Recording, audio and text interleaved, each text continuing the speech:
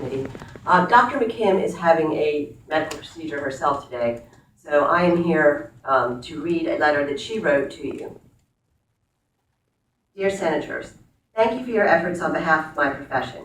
I knew since I was a small child that I wanted to make animals well, and 35 years after graduating from veterinary school, I wake up grateful for the opportunities veterinary medicine has given me. Yes, ma'am, would you state your name? Oh, I'm sorry, I'm Debbie O'Hara. Yeah, we're recording this for posterity, so we Oh, great. so we can give everybody right credit. I'm Debbie O'Hara from the Charleston Animal Society. As a steward of my profession, I want to help craft this proposed legislation to benefit the animals, the public who loves them, my profession, and our state. I support the portions of this bill that will bring shelters under LLR supervision and require medical records to be maintained for 3 years for all shelter animals. I disagree with the portion of the bill that infringes on my shelter medicine colleagues' ability to practice medicine and surgery. To provide perspective of my viewpoints, here is a brief synopsis of my professional career. I owned a private practice for 24 years. I provided regular relief services to half a dozen practices in the Charleston area. I launched a shelter clinic and practiced as their medical director for 5 years. I performed high-quality, high-volume, low-cost spay-neuter procedures for 6 years. I currently am employed by a national corporation as the medical director of an AHA-certified animal hospital. Whether I am employed at a shelter, a private practice, or the Veterinary Corporation of America, I abide by the same laws, pay the same fees, and complete the same continuing education requirements as my fellow professionals. As a member in good standing of my profession, I expect to have the same rights and privileges as my colleagues, regardless of where I practice. This will no longer be the case if the proposed legislation passes in its current form.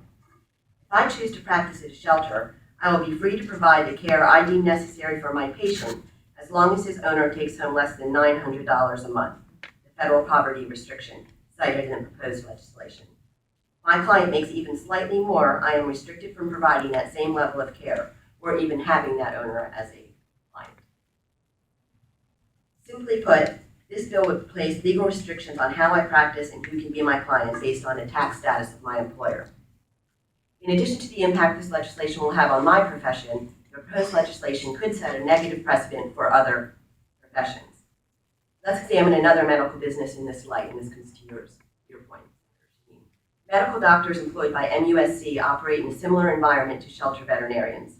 Professionals employed by a nonprofit organization, it is funded in part by grants and donations while utilizing volunteers to facilitate its operations. Applying the logic of establishing a fair playing field, legislation should be passed limiting what procedures MUSC doctors can provide for their patients and restrict MUSC to accepting only patients with an income below the poverty line to protect the financial interests of Trident Healthcare, a competing for-profit hospital. I think we can all agree that we want to maintain our access to MUSC's excellent doctors, no matter what our income.